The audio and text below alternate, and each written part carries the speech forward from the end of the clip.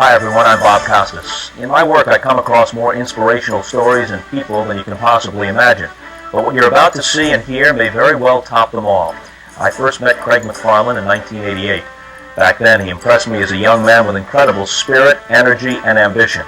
His story is one of tremendous courage, of optimism, of devotion. In his own words, it's a story of pride. His life changed dramatically on a cold fall evening in northern Ontario in 1964. Craig was not quite 2.5. It was through the innocence of play that tragedy struck. Craig and several of his friends had put their hands on a striker. While twirling it, the striker was propelled and hit Craig in the eye. Craig MacFarlane is a remarkable young man. He holds over 100 gold medals for various sporting activities. He wrestles, snow skis, water skis, windsurfs, ice skates, plays a mean round of golf. Keep your eye on the ball. You're right on line, son. Oh, all right. It's the incredible drive of this blind kid from Canada that's made him a national figure in the United States. Doc, I wish those trees would leave me alone. He reaches out for every experience he can.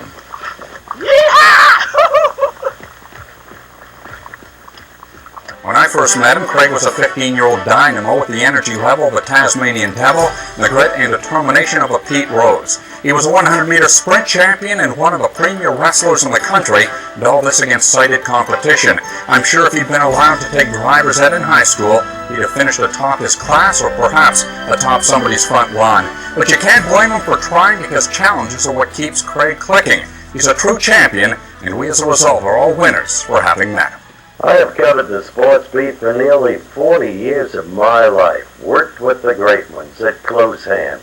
Jackie Roosevelt Robinson, Muhammad Ali, John Unitas, Johnny McEnroe, you name them. But I must tell you, the most remarkable athlete I have ever seen, ever known, is Craig MacFarlane. The demands of all his speaking engagements means that Craig travels in excess of 150,000 air miles each year. Traveling solo is often lonely. Behind the happy-go-lucky smile is an intense, sometimes driven young man. Much of that drive comes from a fear of failure, just as when Craig was back at the School for the Blind, hoping to make it in the sighted world, he has that same drive today. Hey, by the way, this isn't a bad boat. I wonder whose it is.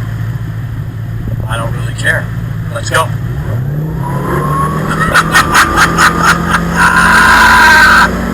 Love it! Aw, this is great. I know you guys like it medium rare. How does this one look? Daddy, where's the steak again? There's no doubt my greatest inspiration comes from spending time with my wife and kids. From the beginning, I wanted more than just a successful career. I wanted a successful life. To me, that meant being hands-on and totally involved with my family in every way. As a father, my kids know that blindness has never stopped me from trying or participating in a wide range of activities with them. It truly is an awesome experience, and I can honestly say we have a ton of fun and definitely a lot of laughs. We all have gifts in one way or another. It's a question of playing the hand you've been dealt, learning to develop your God-given gifts to the best of your ability. Don't spend a lot of time worrying about the ones you don't have. Sometimes I get scared. Sometimes I feel all alone. And every now and then I cry. Sometimes I feel strong, so strong, I'm invincible. Still every now and then I cry. Yeah, I get down, lose my ground, and I feel sorry for myself. And when I find it hard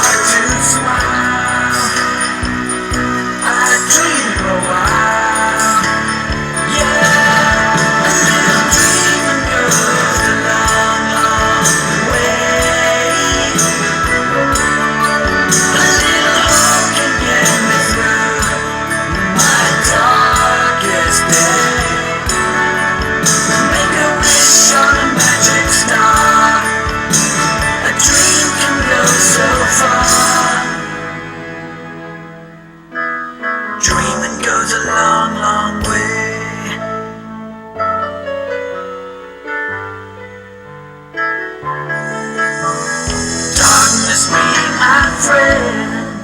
Oh, comfort me when I need comforting. 'Cause every now and then I cry. Oh, I stood tall.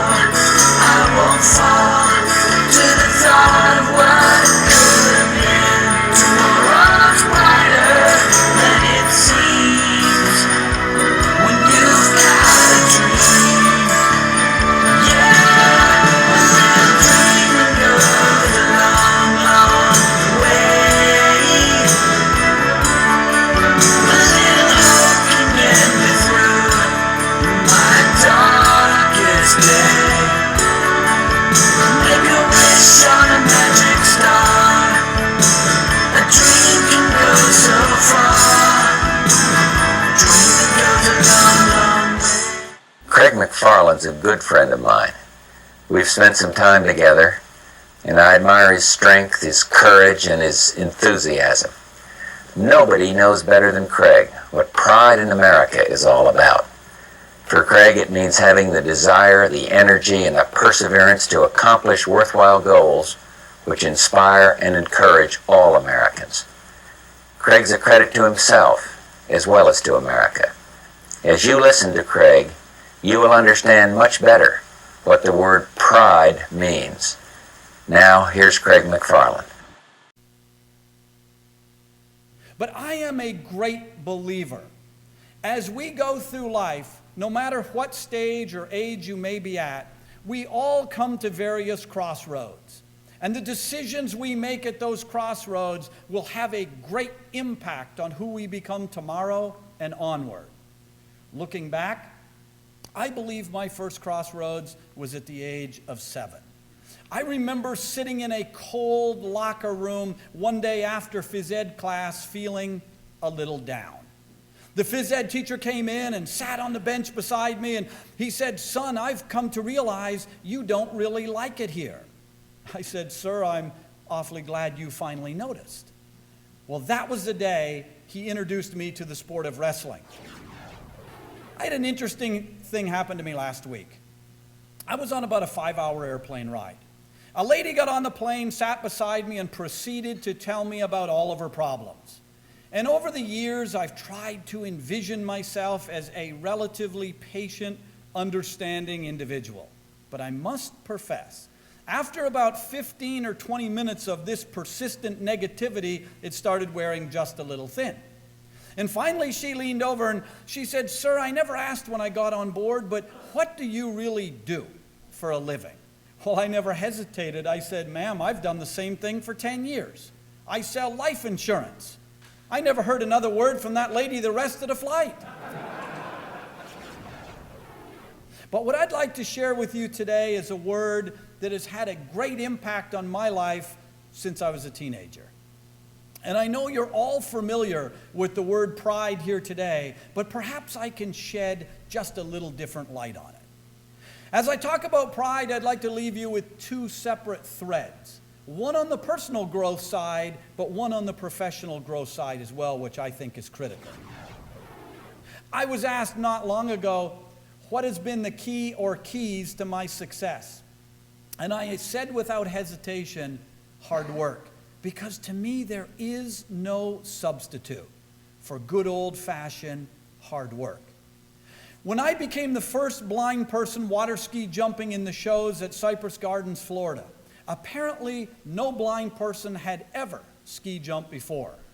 And I remember that first day, CBS Morning News and PM Magazine and a show called That's Incredible all came out of New York to film me. I was lucky enough to land and ski out of 3 of my first 4 jumps, although the one I missed was not very pretty. I'll never forget when I came back to the dry dock. The gentleman from CBS came running over to me, and he said, "That was amazing. Despite the odds, you did it. What was your formula?" And I said to him candidly, if no blind person had ever ski jumped before, then who the heck set the odds? And think about it. Has people ever set the odds for you? And I'm assuming the answer is yes. And that's why I've always thought that you can be a person with a lot of perseverance, a great deal of respect for yourself and others. You can be a dynamite individual. But if you don't have heart, if you don't have desire, all of a sudden, those characteristics start slowly fading by the wayside.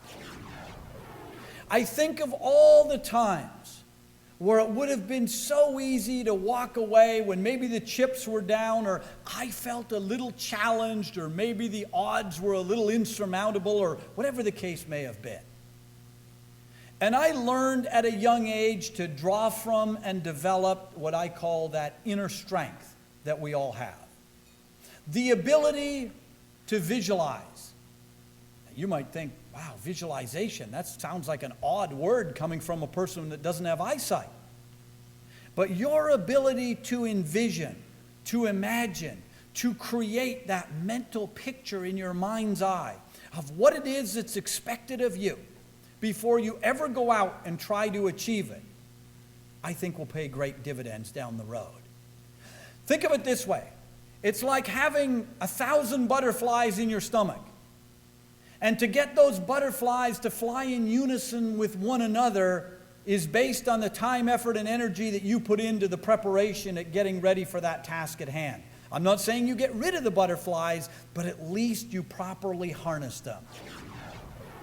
I'd like to leave you with a thought in closing. I would gladly trade the 103 gold medals that I pushed myself so long and hard to accomplish in a variety of sports. I would trade those gold medals to have the same chances that you do. To be able to have my eyesight. To be able to see how beautiful the colors must be in a rainbow. To be able to see what my wife and my kids look like. Or to be able to see what my parents' faces look like, something I honestly don't remember. Or the simple things that perhaps you may take for granted as you walk through life. And that's even what trees look like.